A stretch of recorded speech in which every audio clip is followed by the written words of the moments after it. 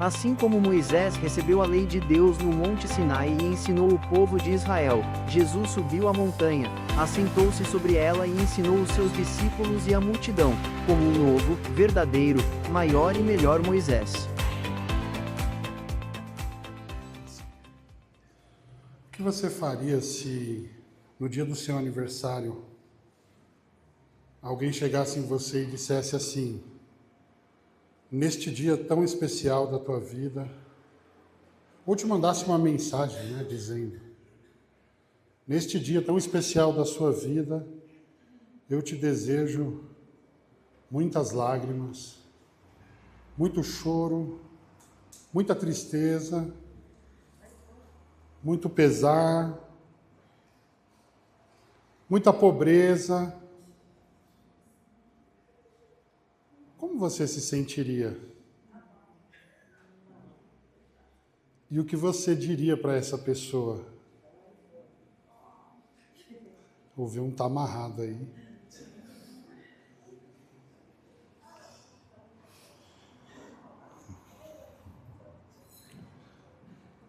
Irmãos, uma das músicas mais conhecidas da época do Natal é uma música chamada Bom Natal, cuja letra diz o seguinte: quero ver você não chorar, não olhar para trás, nem se arrepender do que faz. Quero ver o amor vencer, mas se a dor nascer, você resistir e sorrir. Se você pode ser assim, tão enorme assim, eu vou crer. Vamos cantar o final? Não. Que o Natal existe, que ninguém é triste, que no mundo há sempre amor. Bom Natal, um Feliz Natal, muito amor e paz para você. Para você. Irmãos, independente de nós percebermos ou não, a letra dessa música, ela revela tanto os nossos anseios humanos, quanto o que nós chamamos de prosperidade. Nos termos dessa canção, o que os homens chamam de prosperidade está definido como não chorar, não olhar para trás, não se arrepender do que faz. É a vitória do amor, a resistência à dor, o sorriso, a felicidade e a paz. É assim como essa música define prosperidade. Então nós chegamos nas linhas da maior ilusão do que essa música afirma. O quê? Que ninguém é triste. E que no mundo há sempre amor. E essa não é somente a definição humana do que significa um Feliz Natal, mas nós temos que concordar que essa é a definição humana do que significa uma vida feliz e uma vida próspera, segundo os homens.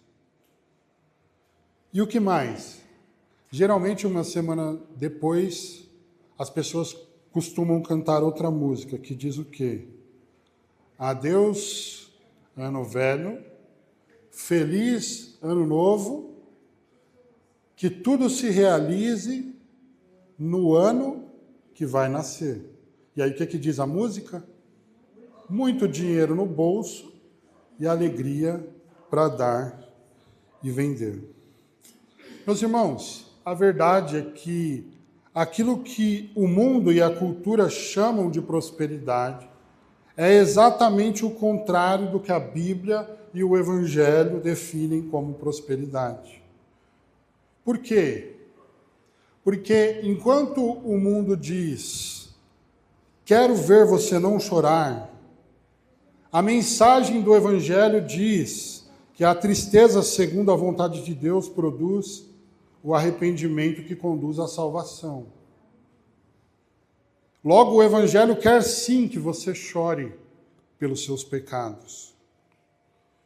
Porque enquanto o mundo diz, quero ver você não olhar para trás, a mensagem do Evangelho diz, lembra-te, pois, onde caíste, volta, arrepende-te, retorna às primeiras obras. Logo, o Evangelho quer sim que você olhe para trás e recomece. Quantas vezes for necessário. E porque enquanto o mundo diz, quero ver você não se arrepender do que faz, a mensagem do Evangelho diz, arrependei-vos, porque o reino do céu chegou. Logo, o Evangelho quer sim que você se arrependa e que você se volte para Cristo. Você consegue perceber a diferença enorme que existe entre a definição de prosperidade do mundo e da cultura e a definição de prosperidade do Evangelho? Eu vou dar mais alguns exemplos. Enquanto o mundo diz que ninguém é triste, a mensagem do Evangelho diz que ninguém é plenamente feliz. Por quê? Porque não há nenhum justo sequer. Romanos diz, não há quem entenda, não há quem busque a Deus. Todos se desviaram, juntos se tornaram inúteis. Não há quem faça o bem, nenhum sequer, porque todos pecaram e estão destituídos da glória de Deus. O Evangelho não diz que ninguém é triste, ele diz que ninguém é plenamente feliz nesta vida. Enquanto o mundo diz que no mundo há sempre amor, ou a música diz, ou a cultura diz, a mensagem do Evangelho diz que o mundo jaz no maligno. Enquanto o mundo diz que tudo se realize, a mensagem do Evangelho diz, no mundo tereis aflições, mas tem de bom ânimo, porque Jesus venceu o mundo. Enquanto o mundo define prosperidade como muito dinheiro no bolso, como diz a música, Jesus disse, cuidado, evitai todo tipo de cobiça, pois a vida do homem não consiste na grande quantidade de coisas que ele possui. E, finalmente, enquanto o mundo define prosperidade como saúde para dar e vender, a Bíblia diz que todos vão para o mesmo lugar, que todos vieram do pó e que todos voltarão ao pó. Isso significa que a saúde de cada um de nós, por melhor que seja ou pior, todas elas chegarão no mesmo lugar, na morte, no final da vida. Resumindo, irmãos, a definição de prosperidade do mundo não é verdadeira.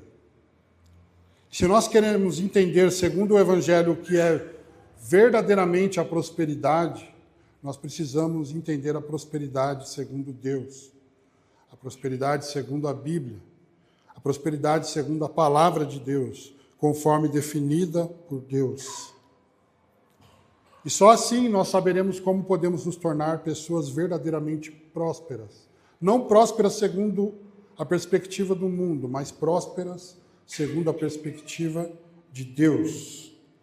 Para nós fazermos isso, eu convido você a abrir a Bíblia em Mateus capítulo 5, os versículos 1 a 12. E esse é o título do sermão de hoje, a prosperidade segundo Deus.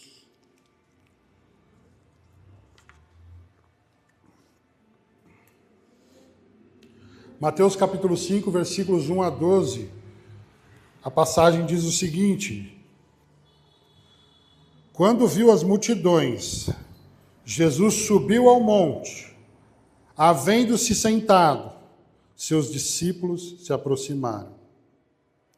E ele começou a ensinar-lhes, dizendo: bem-aventurados os pobres em espírito, pois deles é o reino do céu. Bem-aventurados os que choram, pois serão consolados. Bem-aventurados os humildes, pois herdarão a terra. Bem-aventurados os que têm fome e sede de justiça, pois serão saciados. Bem-aventurados os misericordiosos, pois alcançarão misericórdia. Bem-aventurados os limpos de coração, pois verão a Deus. Bem-aventurados os pacificadores, pois serão chamados filhos de Deus. Bem-aventurados os perseguidos por causa da justiça, pois deles é o reino do céu. Bem-aventurados sois quando vos insultarem, perseguirem e mentindo disserem todo mal contra vocês por minha causa. Alegrai-vos e exultai, pois a vossa recompensa no céu é grande, porque assim perseguiram os profetas que viveram antes de vós. Irmãos, a mensagem do Evangelho não somente nos chama ao arrependimento de nossos pecados e à confiança em Cristo para a salvação, mas essa mesma mensagem também produz em nós, gradualmente, os traços do caráter de Cristo, aperfeiçoando-nos nele. E é por isso que Jesus subiu ao monte, e é por isso que Jesus se assentou sobre o monte, diante dos discípulos, diante das multidões, e ele começou a ensiná-los a respeito da ética e a conduta do reino do céu. Há uma forma de viver. Há traços e características que precisam fazer parte da identidade do cristão, na sua forma de viver e proceder. Até agora, o Evangelho de Mateus narrou, nós temos pregado o Evangelho de Mateus, a chegada do Messias, o rei de Israel, nos capítulos 1 e 2, falando também da sua infância, os perigos, enfim, as ameaças.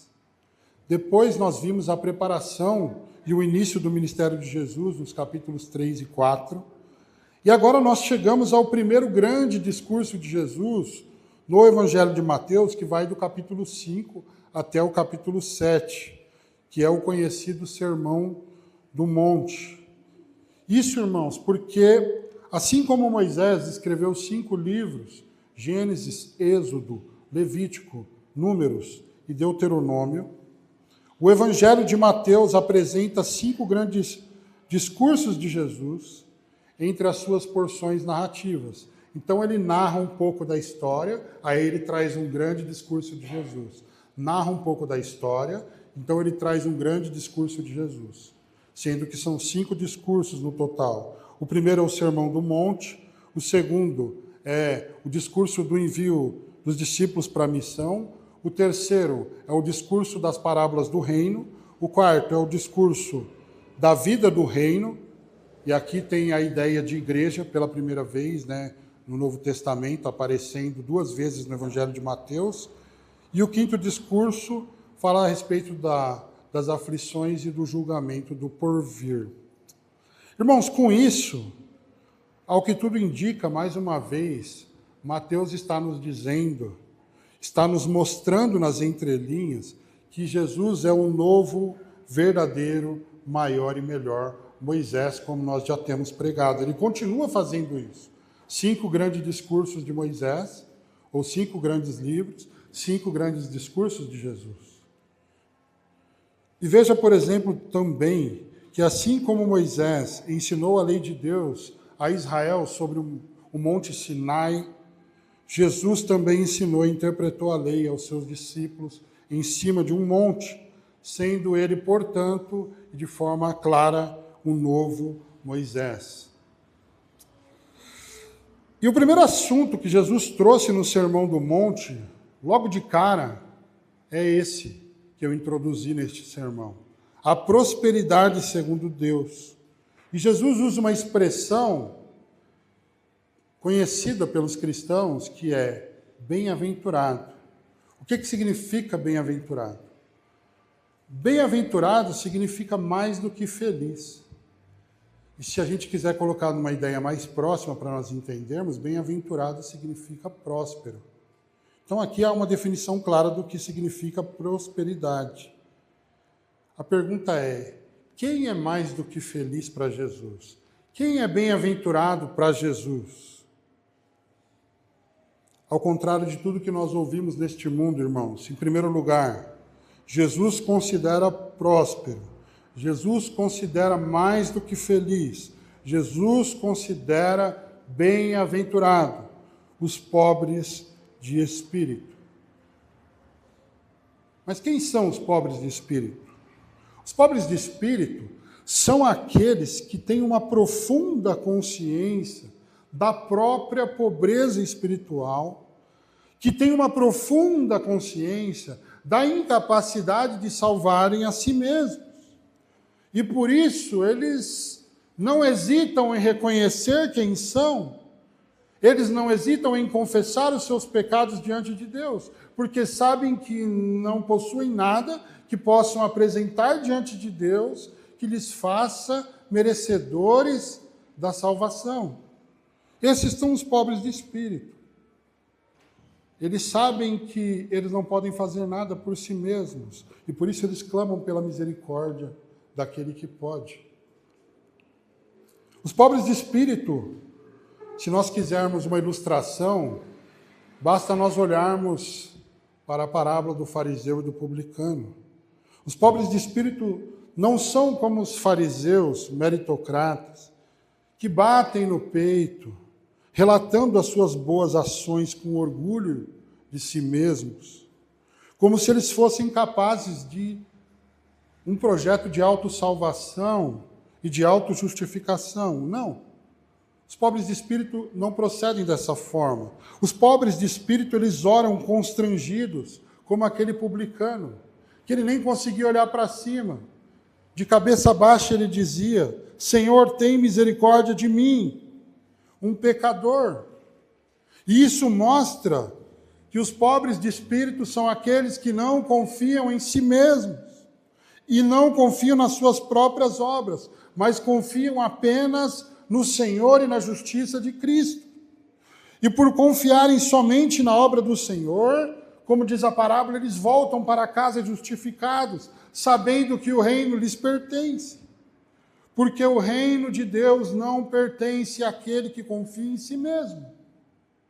O reino de Deus não pertence àquele que acha que é bom. O reino de Deus pertence àquele que é conscientemente entendido da sua própria perdição e incapacidade. O reino de Deus pertence àqueles que dizem: Senhor, se não for pela sua graça e pela sua misericórdia, eu não tenho condição nenhuma de entrar no reino. Esses são os pobres de espírito. Eles não estufam o peito, eles abaixam a cabeça, porque eles sabem quem são. Mas eles não sabem somente quem eles são, eles sabem também quem Cristo é. E por isso confiam em Cristo. Então, irmãos, como cidadãos do reino, por confiarem somente na obra do Senhor, eles sabem que o reino lhes pertence, e então eles prosseguem crescendo na fé. Jerry Bridges, ele diz o seguinte: os cristãos que estão crescendo na fé veem mais e mais pecados em sua vida, mas isso não significa que estejam pecando mais. Na verdade, eles estão se tornando mais conscientes e sensíveis ao pecado que sempre esteve presente. Assim, irmãos, quando se trata dos pobres de espírito, embora o pecado destes esteja realmente diminuindo aos poucos por causa da santificação, a consciência de pecado deles aumenta. Quem é pobre de espírito peca cada vez menos porque está sendo aperfeiçoado, mas ao mesmo tempo percebe-se mais como pecador na medida que amadurece. Isso é muito interessante. A falta de consciência da nossa própria pecaminosidade demonstra a nossa imaturidade. Quanto melhor eu acho que eu sou, tão mais distante eu estou da realidade. E tão mais imaturo eu sou. Em contrapartida, quem confia em si mesmo não é feliz e não encontra paz. Sabe por quê? Porque essa pessoa ela está o tempo inteiro tentando fazer coisas para ser aceita por Deus. E isso é um tormento. Porque enquanto ela está conseguindo perseverar no bem, ela acha, não, está tudo certo. Mas quando ela peca, a cabeça dela já fica bagunçada e ela fala, não, será que eu perdi a graça? Será que o céu, será que meu nome foi riscado no livro da vida? Será que eu perdi a salvação? Ela vive em tormento. Por quê? Porque ela está baseando a salvação dela no desempenho dela e não na justiça de Cristo. Estes não podem ser chamados de prósperos, porque estão fora do reino. Estes que confiam em si mesmos e não confiam em Cristo para a salvação. Então, em primeiro lugar, irmãos, nós aprendemos que Jesus considera próspero e mais do que feliz os pobres de espírito. Em segundo lugar, Jesus considera próspero e mais do que feliz, bem-aventurado, os que choram. Mas nós não estamos falando de qualquer tipo de choro. Trata-se de uma lamentação profunda pelos nossos pecados. Por um lado, irmãos, é verdade que nem sempre nós choramos quando nós nos arrependemos. Mas, por outro lado, se você nunca chora pelos seus pecados, isso revela que há uma aceitação pacífica do pecado como algo normal. É certo que cada vez que você se arrepende, você não precisa chorar todas as vezes. Mas se você nunca lamenta os seus pecados, tem algo errado. Se você está em paz com o seu pecado, tem algo errado. Isso não é normal, não pode ser normal. A ausência completa de lágrimas e sofrimento na luta contra o pecado demonstra indiferença em relação à vontade de Deus revelada na palavra. Demonstra indiferença em relação ao sacrifício de Jesus Cristo. Demonstra indiferença em relação à santidade de Deus. O mesmo Jerry Bridges, ele diz o seguinte: jamais veremos a seriedade do nosso pecado e jamais choraremos por ele, enquanto não percebermos que estamos pecando contra Deus. O pecado que você considera mais inofensivo, saiba, ele é contra Deus. Todo pecado é contra Deus. Todo pecado ofende a santidade de Deus. E foi por causa disso que Cristo morreu. Se isso não revelar para nós a gravidade dos nossos pecados, eu não sei o que pode fazer. Irmãos, por outro lado, chorar pelos nossos pecados pode ser um sinal de maturidade cristã, de que temos tanto desejo de crescer e sermos parecidos com Jesus, que lamentamos a nossa falta de semelhança ao caráter de Cristo. O que te faz chorar na sua vida?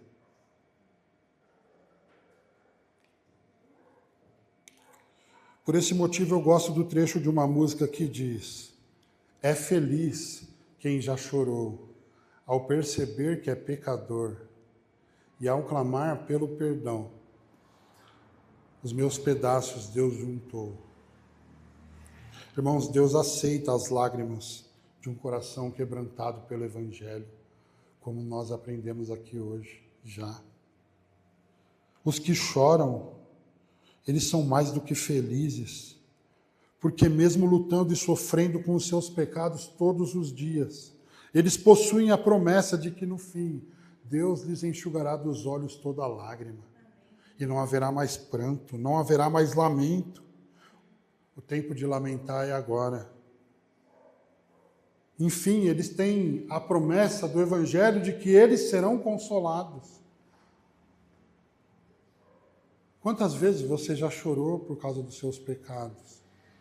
Quantas vezes você já chorou porque você não queria mais fazer algo e fez? Quantas vezes você já chorou porque você queria fazer algo e não fez? Há uma promessa no Evangelho para todos os salvos em Cristo Jesus. No dia final, Ele vai enxugar dos nossos olhos toda lágrima. Nós seremos consolados de forma definitiva. E nunca mais derramaremos uma lágrima por causa da nossa natureza má e pecaminosa, por causa dessa sujeira que existe em nosso coração, nas nossas palavras, nos nossos atos, nos nossos pensamentos. Mas enquanto esse dia não chega, nós não estamos sem consolo. Nós somos já consolados pelo perdão de Deus, afirmado nas Escrituras. É por isso que todas as vezes que você entrar aqui, você vai ouvir o Evangelho, a mensagem do que Deus fez em Cristo Jesus para que nós fôssemos perdoados. Para que nós sejamos consolados sabendo que temos o perdão de Deus Se é que nós cremos no Senhor.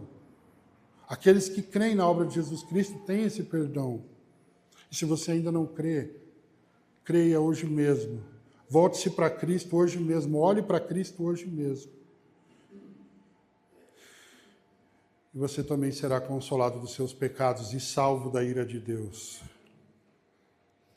Meus irmãos, mas quem está vivendo neste mundo, chorando apenas por joelhos ralados e corações partidos, estes, a menos que sejam encontrados pela graça de Deus, eles não encontrarão consolo no dia final.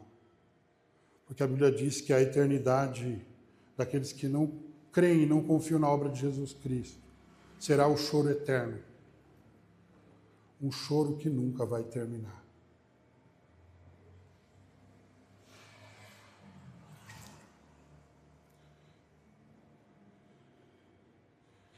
E mesmo que alguém não tendo Cristo tenha vivido uma vida abastada aqui neste mundo, no dia final ninguém vai dizer que ele é próspero, porque ele vai chorar uma eternidade. Ninguém vai consolar esse choro. Há uma parábola na Bíblia que ilustra isso, a parábola do rico e Lázaro. E o rico está tão desesperado que ele pede para o pai Abraão: envia alguém, pelo amor de Deus, aos meus familiares, aos meus amigos lá. Eu tenho 5 irmãos. Ressuscite alguém dentre os mortos para ir lá anunciar para eles não virem para esse lugar de tormento. E a resposta de Abraão é: eles têm Moisés e os profetas. E aí o rico fica desesperado mais ainda e diz: não, mas se alguém for enviado, se alguém ressuscitar dos mortos para falar com eles, eles crerão, e eles não virão para esse lugar. E aí Abraão, na figura da parábola, ele diz: nem mesmo que um morto ressuscite, se eles não acreditarem no que diz Moisés e os profetas, não vai mudar nada. Aqui eu estou parafraseando, não é essa forma literal a conversa. E é interessante que esse texto, a resposta é a suficiência das Escrituras. Eles têm as Escrituras. Você não precisa de morto ressuscitar, não precisa acontecer nada, a Escritura está lá. Não, mas manda alguém.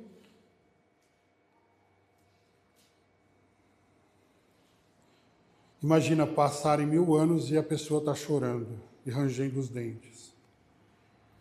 Imagina passar mais 1000 anos e a pessoa está chorando e rangendo os dentes. Esse choro não é o choro bem-aventurado. O choro bem-aventurado é daqueles que hoje choram por seus pecados, confiando em Cristo. Em terceiro lugar, Jesus considera próspero mais do que feliz e bem-aventurado os humildes ou mansos, dependendo da sua tradução. E aqui eu preciso correr um pouquinho porque tem pelo menos 8 bem-aventuranças. Mas eu trago alguns exemplos básicos para a gente entender o que significa cada um desses termos. Humilde é aquele que recebe a palavra de Deus com mansidão, que não resiste. Humilde é aquele que passa pela adversidade confiando em Deus, ao invés de ficar reclamando, murmurando das coisas que estão acontecendo na sua vida. Ele coloca a sua confiança em Deus, acreditando que Deus é mais sábio do que ele mesmo e sabe muito bem o que faz. Humilde é aquele que tem um caráter manso diante das injúrias, que mesmo quando as pessoas fazem mal contra ele, ele permanece contido, ele não busca vingança, ele não é dado a brigas, ele não vai para cima da pessoa para arrumar conflitos, não. Humilde é aquele que não se ensoberbece por conta da sua beleza, força, riqueza, poder ou conhecimento, porque ele sabe que tudo vem das mãos de Deus, e ele é consciente da sua própria pequenez, finitude e insignificância. Sabe que veio do pó, sabe que voltará ao pó. Sabe que com o tempo a sua beleza vai passar. Sabe que com o tempo a sua força vai passar, a força das suas mãos e das suas pernas passarão. Sabe que o poder vai passar, o conhecimento vai passar. Estes são bem-aventurados, porque eles herdarão a terra, porque no dia final eles ouvirão do Senhor: vinde benditos do meu Pai, possuí o reino que vos está preparado por herança antes da fundação do mundo. Diferentemente dos ímpios que morrerão em soberba e altivez, sendo eternamente condenados depois de ouvirem: apartai-vos de mim, pecadores, vocês que praticam a injustiça. Quão infeliz é aquele que vive a sua vida com toda a sua soberba e que será queimado com ela eternamente. Em quarto lugar, Jesus considera próspero, mais do que feliz, bem-aventurado, os que têm fome e sede de justiça. Aqui eu trago 3 exemplos. Ter fome e sede de justiça é desejar conhecer a vontade de Deus. Ter fome e sede de justiça é querer conformar-se à lei de Deus em suas ações, em suas atitudes, em seus pensamentos e palavras. Ter fome e sede de justiça é ter anseio pelo caráter de Cristo na própria vida.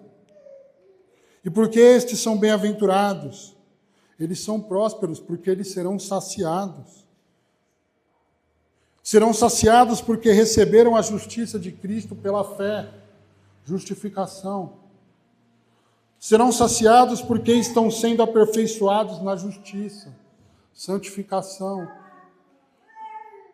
Serão saciados porque chegarão à estatura do varão perfeito, glorificação.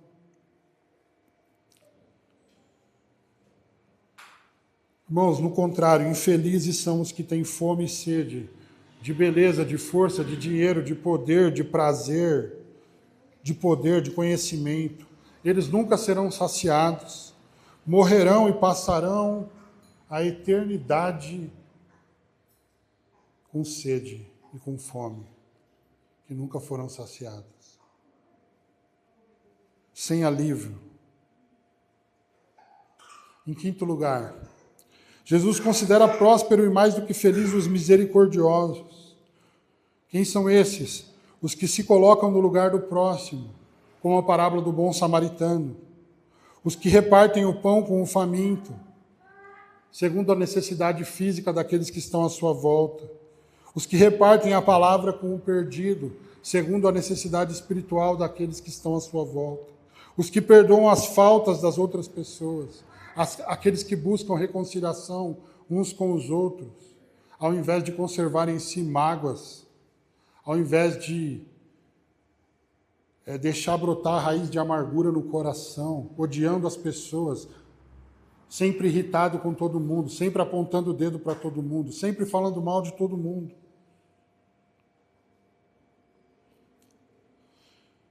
São bem-aventurados os misericordiosos, porque eles alcançarão misericórdia. Eles não receberam a graça por serem misericordiosos, eles são misericordiosos porque eles receberam a graça. Em sexto lugar, Jesus considera próspero e mais do que feliz, bem-aventurado, os limpos de coração, os que foram regenerados pelo Espírito, aqueles que receberam um novo coração do Pai, um coração regenerado, transformado, inspirado por Jesus. Os que reconhecem que não pertencem mais a si mesmos, mas que agora pertencem ao Senhor. Os que submetem o coração ao Senhor em obediência à palavra. São bem-aventurados porque eles verão a Deus, pois viverão com Ele no novo céu e na nova terra. Em sétimo lugar, Jesus considera próspero, mais do que feliz e bem-aventurado, os pacificadores. Quem são estes? Pacificadores são aqueles que estão em paz com Deus em primeiro lugar. Porque justificados, pois, mediante a fé, nós temos paz com Deus. Os pacificadores são pacificadores porque eles foram aceitos pela justiça de Cristo, através da justiça de Cristo. Os pacificadores buscam ter paz com todos os homens, como diz Romanos. Busquem ter paz com todos os homens, no que depender de vós. Às vezes não depende de nós, né?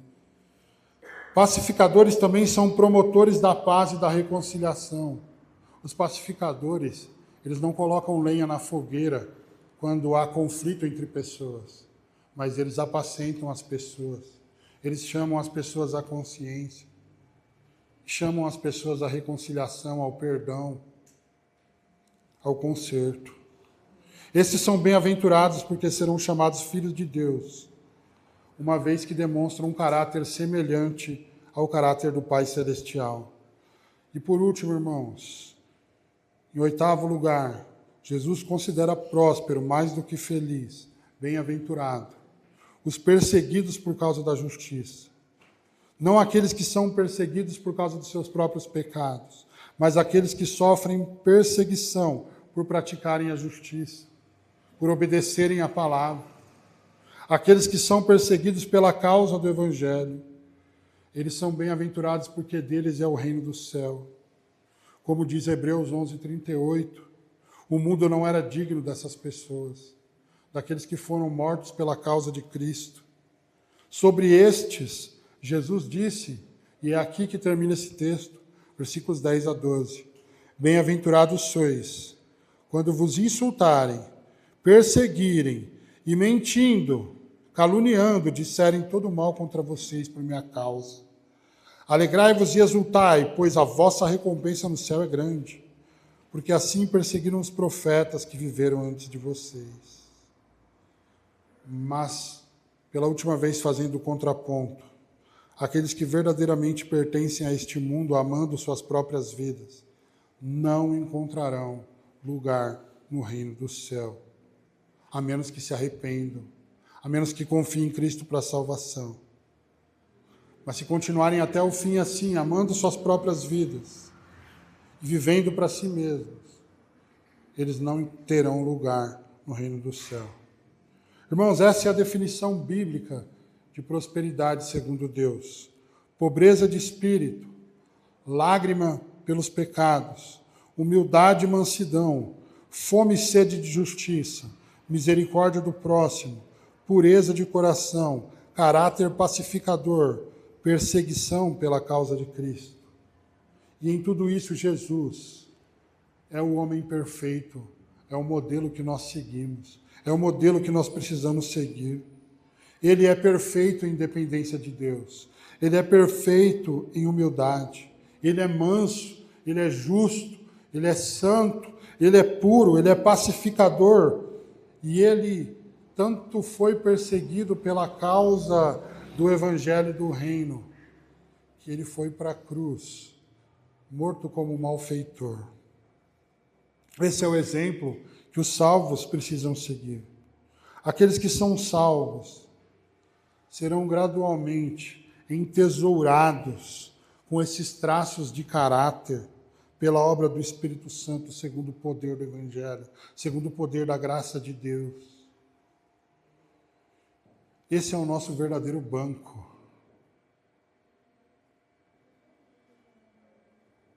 O banco não é aquele que você vai para fazer um saque ou que você abre o app e, enfim, faz as suas transações. Esse é um banco de prosperidade segundo os homens, mas o banco de prosperidade segundo Deus é uma vida conforme o caráter de Cristo, sendo desenvolvida dia após dia, através dos meios de graça, através da palavra que é pregada, através da oração, através da comunhão, através da vida em comunidade, através de tudo aquilo que Deus usa para nos tornar mais semelhantes a Ele, até mesmo através da tribulação.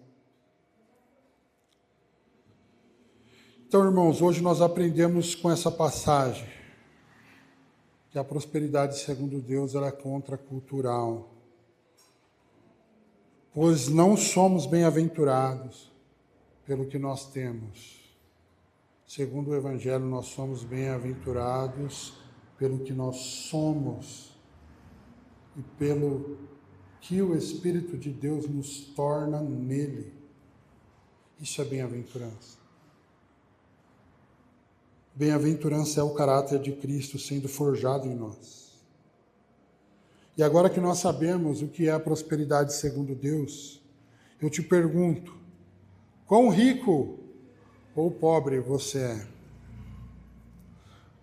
Você é próspero segundo o mundo? Você é próspero segundo a cultura?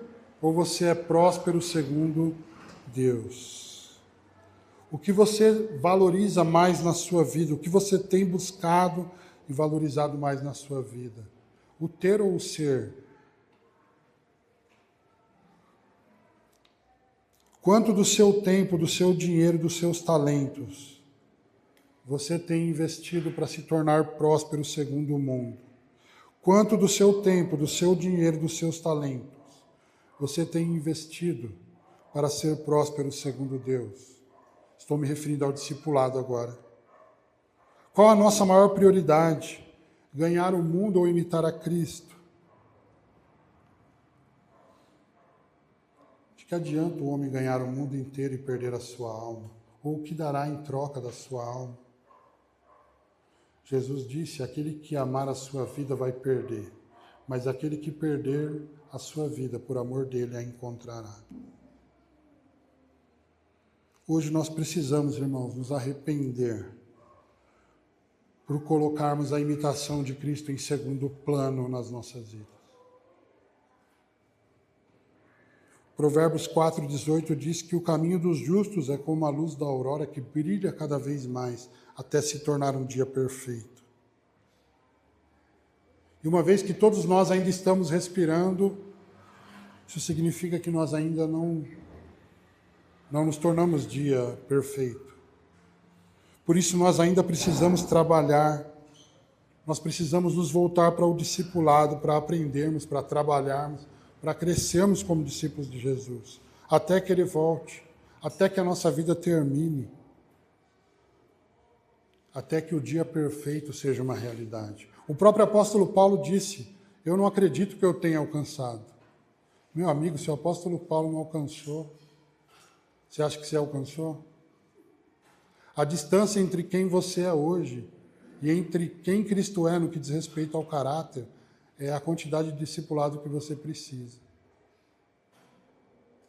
E a gente ainda acha que discipulado é acessório.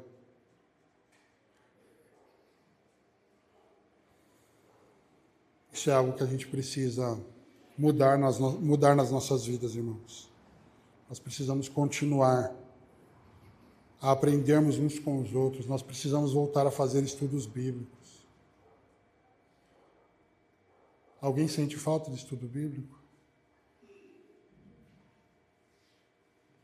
Quando nós retomarmos, isso se verificará que nós realmente estávamos sentindo falta. É claro que discipulado é muito mais que estudos bíblicos, mas não é menos do que isso também. Nós precisamos nos arrepender, irmãos. Porque o discipulado vira e mexe, vira segundo plano nas nossas vidas. E aí nós estamos preocupados com as nossas coisas.